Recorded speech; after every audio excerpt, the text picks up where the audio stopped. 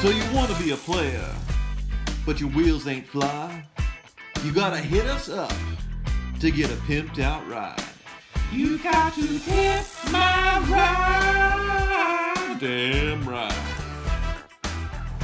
You got to pimp my ride.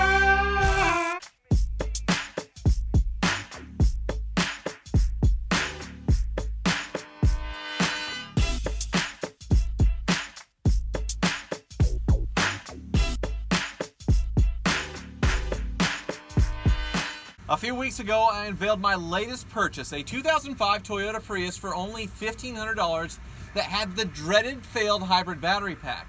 I detailed how it really wasn't a big deal to repair and all of the virtues of the Prius.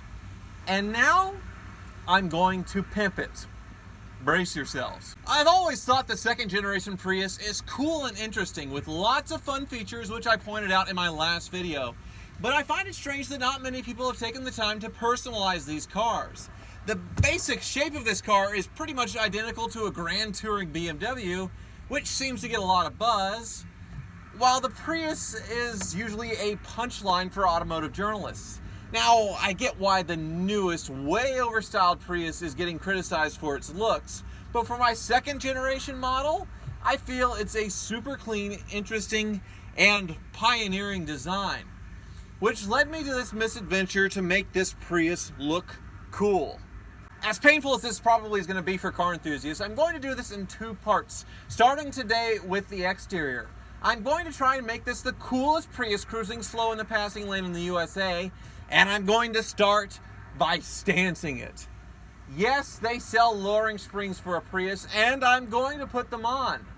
I could almost feel my subscriber count dropping after saying that, but I decided to press on, once again traveling to Halstead, Kansas to use my mechanic the Car Wizard's facilities, and once again tying up his time in lift space, and once again delaying any progress on my Bentley.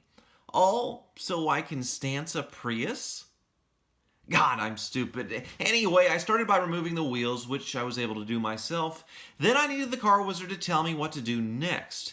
Turns out removing the struts is really easy, just a few bolts on the top and bottom, and the whole thing comes out. The Car Wizard didn't trust me with using the dangerous spring compressor, so he put the new springs on himself, and then the whole mess was put back in the car. Looks pretty cool as a hover Prius. Now that it's done, of course, there is an added practical effect, as by lowering this car, it should help with aerodynamics and slightly increase its MPG a twinge. But that's going to be canceled out by these. Hang on just a second. What's probably going to cost me a few MPGs are these wheels. They're 17-inch alloy wheels, and I fitted them with Michelin Pilot Sport tires. They were having a sale, and actually the Michelin Pilot Sports have the lowest rolling resistance, which once again helps with MPG. But I can't believe that I'm saying that I'm putting Michelin Pilot Sports on a Prius. Prius Stance Nation. Oh yeah. Now the final touch I'm going to do to the outside of this Prius is installing these smoked headlights, which should give it a Batmobile-like presence. Oh yeah. The Prius does require you to loosen the front bumper to get the headlights out, but just like any other job on this car, it's relatively easy and straightforward.